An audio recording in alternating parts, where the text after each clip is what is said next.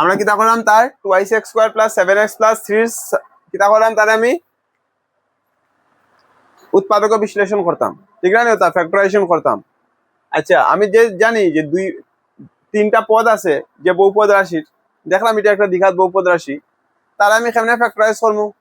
নিয়ম কিতা আছে? উৎপাদক বিশ্লেষণ করার নিয়ম কিতা আছে? কিতা আছে নিয়ম? কিতা আছে?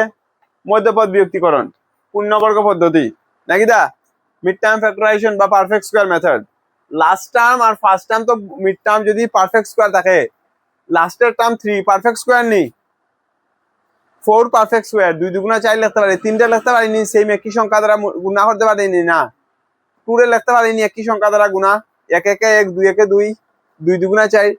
পারফেক্ট স্কয়ার মানে কিটা? পারফেক্ট স্কয়ার নাম্বার মানে কিটা? যেমন 4 আছে 2 পূরণ 2 লিখতে পারি, নাকি দা? হ্যাঁ, সেই রকম আমরা জানি 1 আছে 1 1 1 লিখতে পারি, তারপরে 9 3 3 9 লিখতে পারি, 1 থেকে 10 পর্যন্ত ও 1 4 9 ও পূর্ণবর্গ সংখ্যা, বুঝছো নি? পূর্ণবর্গ সংখ্যা বুঝো নি?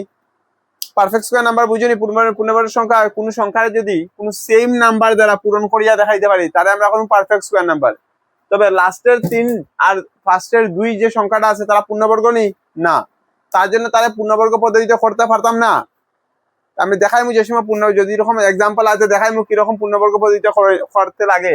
এখন আমরা দেখাইলাম কি আছে যে মিড টার্ম ফ্যাক্টরাইজেশন, মধ্য পদ বিভক্তিকরণ প্রক্রিয়া আমরা কেমনে করবো তার ফ্যাক্টরাইজেশন। ওকে, মধ্য পদ বিভক্তিকরণ প্রক্রিয়ায় ফ্যাক্টরাইজেশন করার নিয়ম হইল গিয়া লাস্টের যে নাম্বারটা থাকবো, লাস্টের টার্ম ফার্স্টের যে নাম্বার থাকবো এটার মাল্টিপ্লাই করবো, কত হইব? 6। ও 6 রে বাংলা কি তাইব কোসাইন 1 into 6, 2 3 যা 6, 3 2 যা 6। আর কিছু লাগতো না আমার এখানে, কারণ লেখা রিপিট হয়ে গেছে। এখন এই জোড়া নাম্বারস গুলা থেকে 1 6 2 3 3 2 এই জোড়া নাম্বারস গুলা থেকে আমি কিতা লইতাম? যে কোনো এক জোড়া নাম্বার লইতাম আর যোগ বা বিয়োগ করতাম আর মিডিলটা বার করতাম। আমি দেখলাম আমার মিডিলও কে আছে 7। আমি প্রথম কোয়েশ্চেনটা লিখিলাই 2x square plus 7x plus 3। আমি যেহেতু একই কোয়েশ্চেনটা লিখছি যেহেতু এখান, তার জন্য আমি এখানে কোনো ইকুয়াল টু সাইন দিব না। আমি 7 পাইতাম, 7 কেমনে পাইমু কোসাইন? 6 আর 1 7, 2x square plus 6 plus 1 into x plus 3। বুঝা গেছে তোরা? বুঝা গেছে?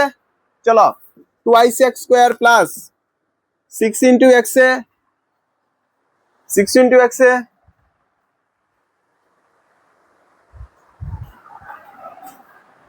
দেখো এখন কি যাইবে, দেখো x টা তার লগে পুরনো আছে, 6 ইনটু x এ 6x, 1 ইনটু x এ 1x লেখা লাগে না, খালি x লিখলে হইব, প্লাস 3। এখন দেখো কিটা করতাম, এখন এই দুইটা টার্মের মধ্যে কিটা লইতে লাগবো?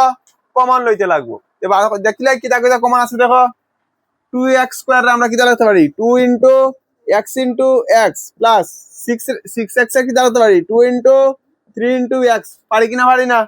কনফিউজ থাকলে কইও। x ইনটু 1 প্লাস তারপরে কি দেবে কোসাইন 3 ইনটু 1, বুঝছো নি? এখন দেখো এই দুইটা পদের মধ্যে কিটা কমন আছে? এই দুইটা পদের মধ্যে আমি দেখলাম 2 কমন, x কমন আছে কিনা? আছে না? এই দুইটা পদের মধ্যে কিটা কমন? 1 কমন। আমি যদি দেখি এই দুইটা পদের মধ্যে 2x কমন, তো ইনো থাকবো কিটা আনকমন x, ইনোর মধ্যে কিটা থাকবো 3, ইনো কিটা থাকবো 1, আনকমন কিটা থাকবো x প্লাস 3। বুঝা গেছে নি? চলো কমন এখানে থাকবো x প্লাস 3, আনকমন এখানে থাকবো 2x প্লাস 1। এটা আমার ফ্যাক্টরাইজেশন ডান। বুঝা গেছে কিনা? না